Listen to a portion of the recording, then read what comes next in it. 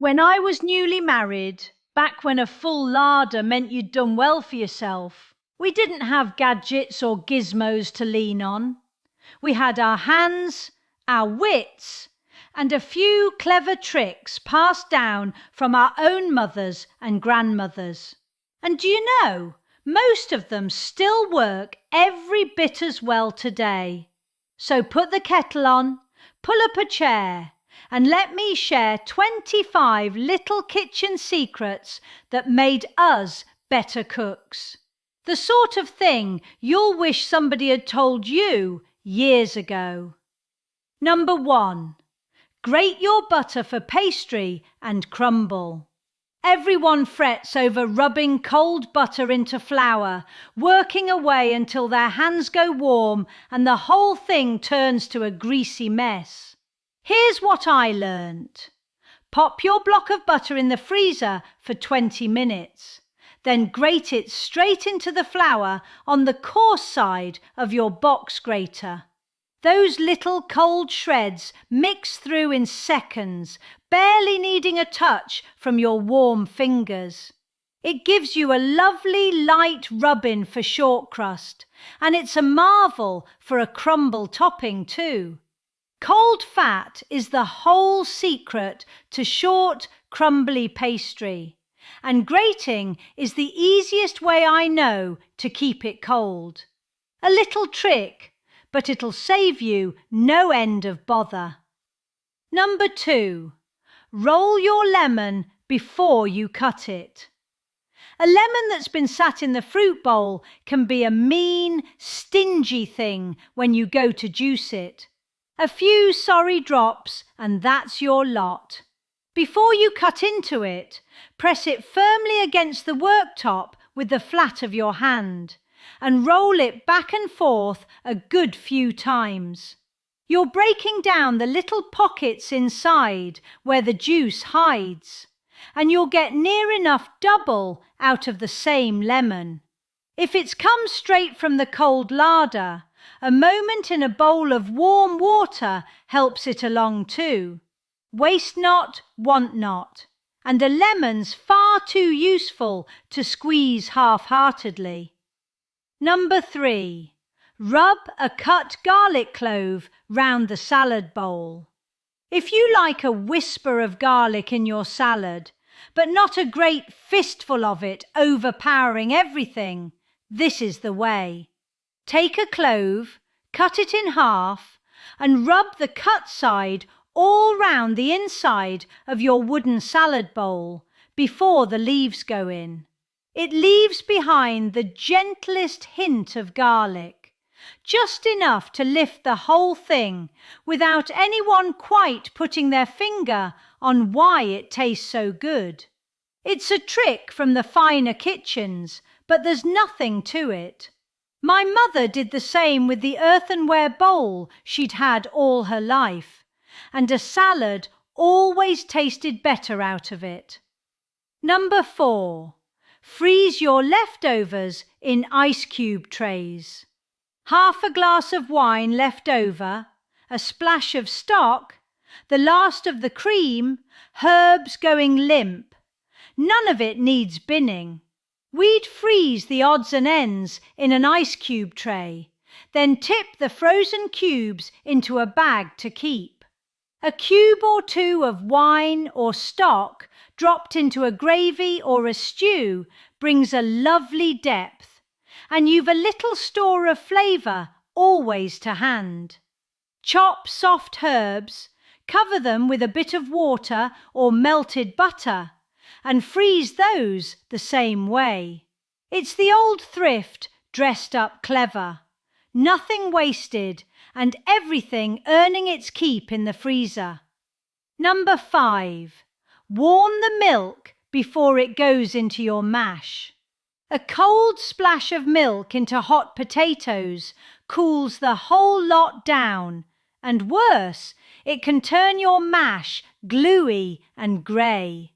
Warm your milk gently first.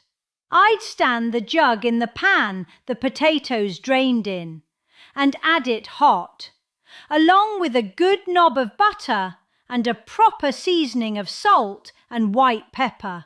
Beat it in while everything's piping hot, and you'll get mash that's smooth, fluffy, and stays warm on the plate. Never overbeat it, mind, or the starch turns it to wallpaper paste. Warm milk, hot potatoes, a light hand.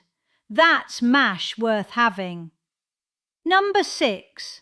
A knob of butter to keep the milk from boiling over.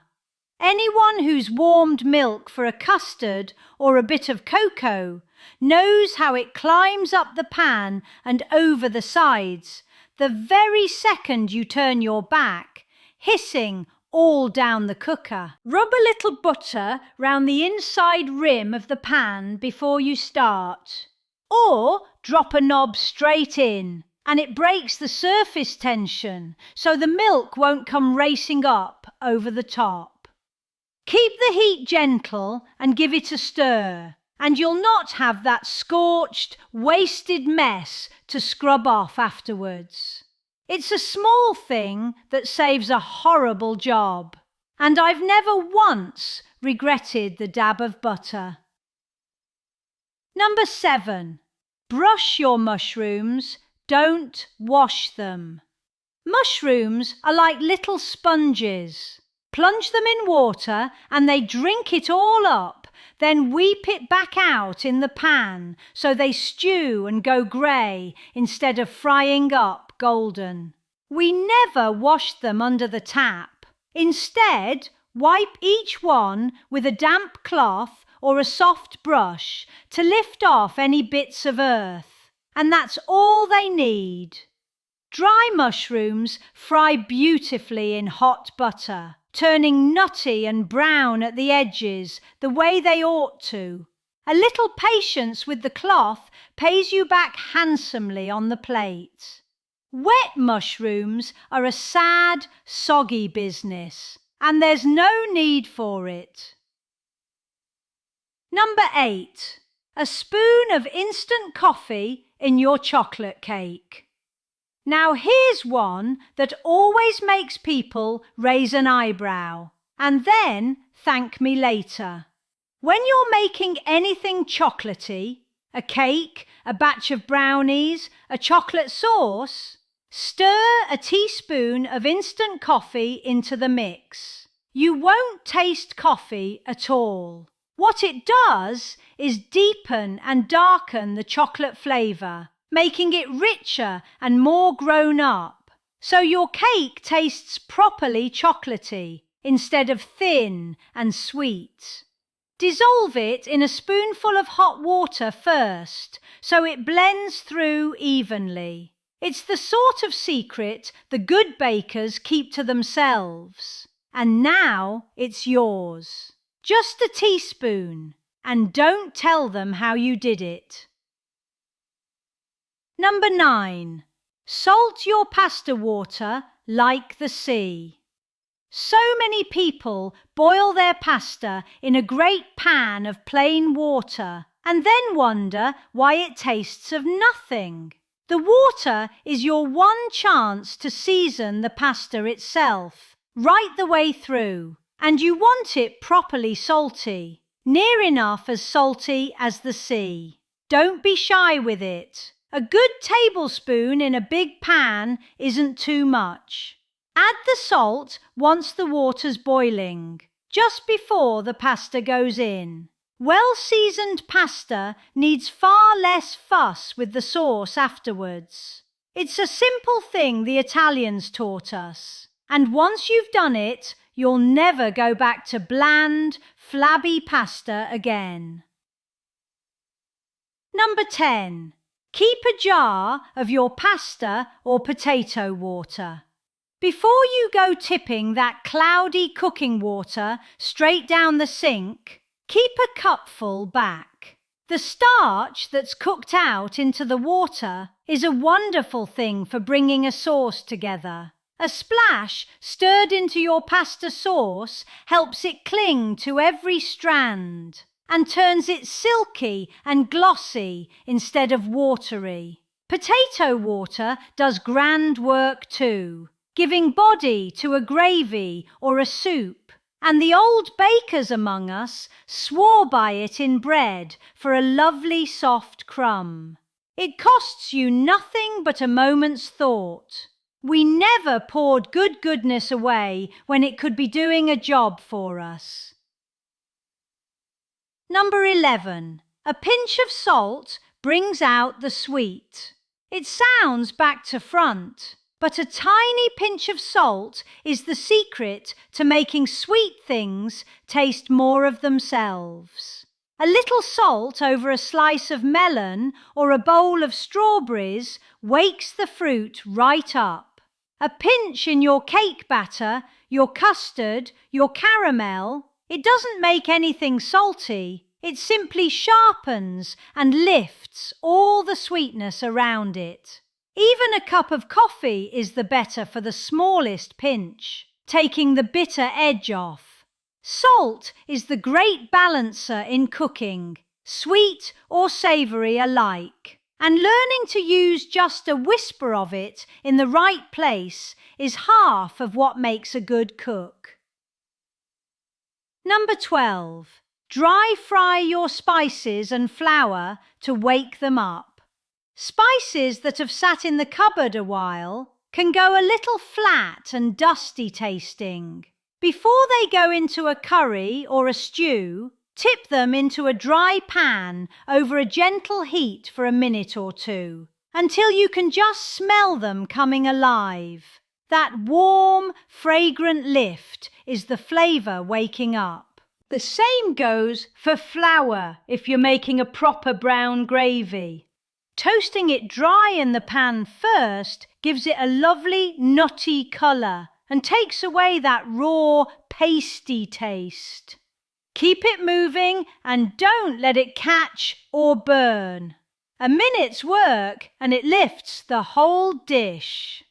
Number 13. Roll a cold cake into a trifle.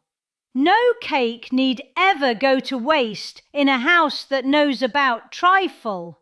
A sponge that's gone a touch dry, the odd end of a Madeira, leftover jam tarts, all of it finds a second, better life at the bottom of a trifle bowl. Break it up, spoon over a little sherry or fruit juice to moisten it, then your fruit, your custard, and a good blanket of cream on top. What was going stale becomes the treat of the week, and nobody's any the wiser.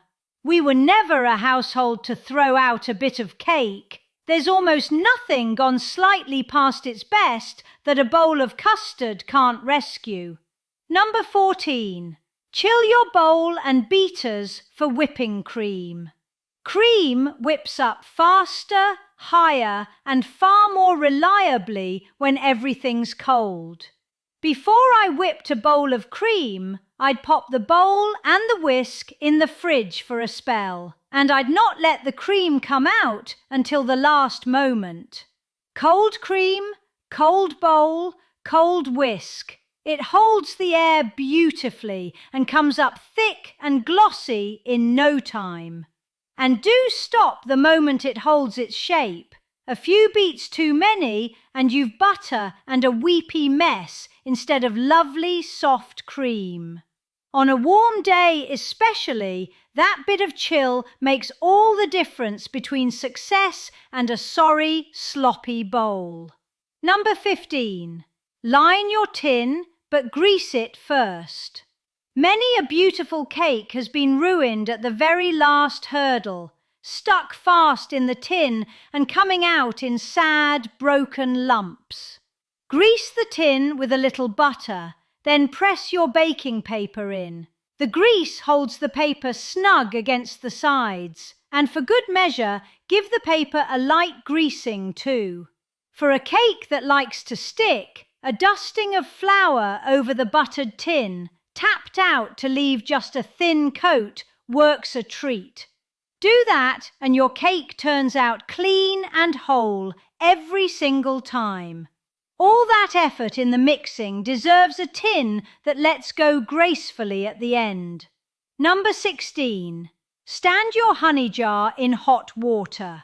Honey and golden syrup have a way of setting hard and stubborn in the jar, so you can hardly get a spoon in.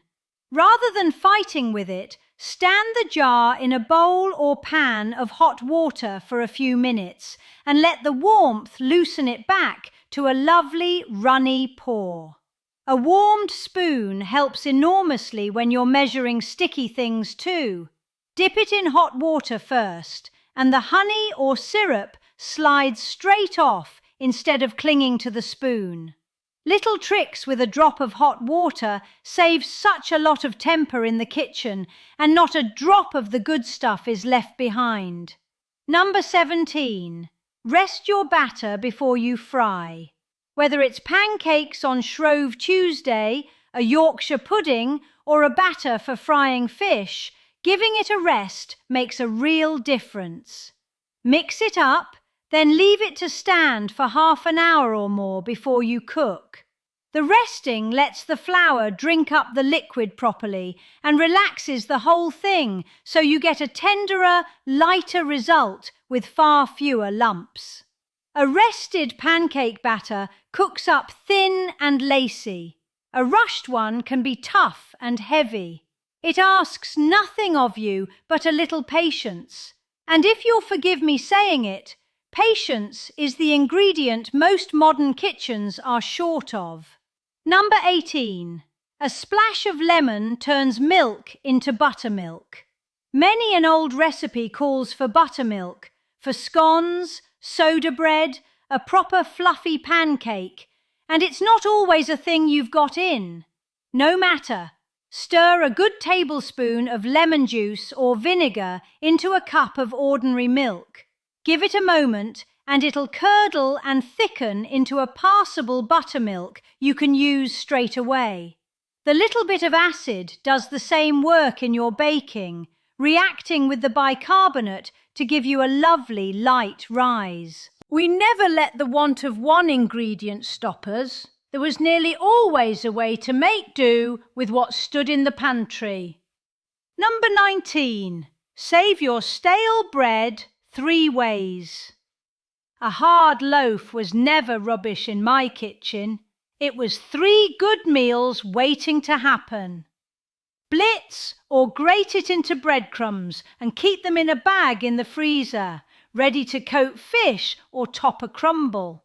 Cube it. Toss it in a little dripping or oil and bake it crisp for croutons to scatter on soup. Or lay it in a dish with butter, sugar, dried fruit and a custard poured over, and you've a bread pudding to feed the family for pennies. Between crumbs, croutons and pudding, not a slice need ever go to waste. Bread really was the hardest working thing in the house. Number 20. A cold spoon along the top to lift the fat. When a stew or a soup comes out with a slick of grease floating on top, there's an easy remedy if you've a moment. Chill the pot and the fat sets in a layer you can lift clean off with a spoon.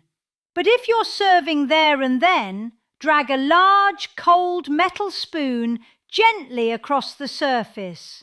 The fat clings to the cold metal and comes away. A slice of bread laid flat on top for a second will soak it up just the same, or a sheet of kitchen paper skimmed across.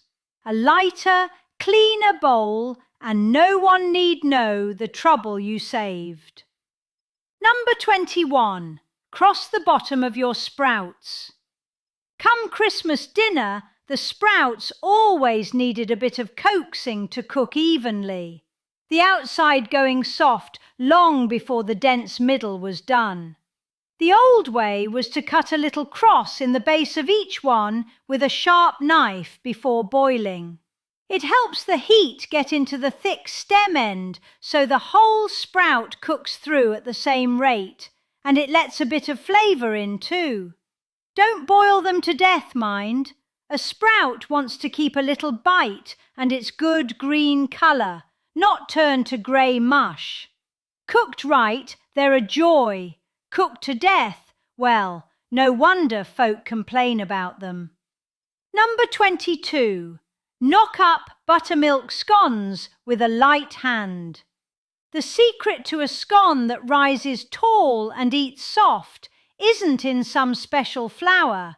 It's all in the handling. Work the dough as little as you possibly can. Bring it together with a knife rather than your warm hands. Pat it out gently rather than rolling it flat, and cut your scones with a sharp cutter pressed straight down. Never twist it, or you'll seal the edges and stop them rising even. Get them in a hot oven quickly while the raising agent's still lively. A heavy hand makes a heavy scone. A light, quick one gives you the sort your grandmother would be proud to set down with the jam and cream. Number 23. Clean a narrow bottle or vase with eggshell.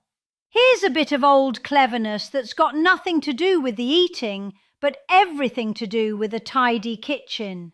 When you can't get your hand or a brush down into a narrow bottle, a jar, or a vase to shift the grime, crush up an eggshell into little sharp pieces.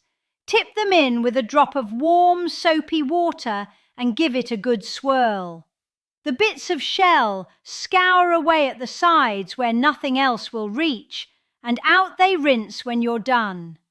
We found a use for everything, even the shells, and I've kept many a glass bottle sparkling this way when nothing else would do.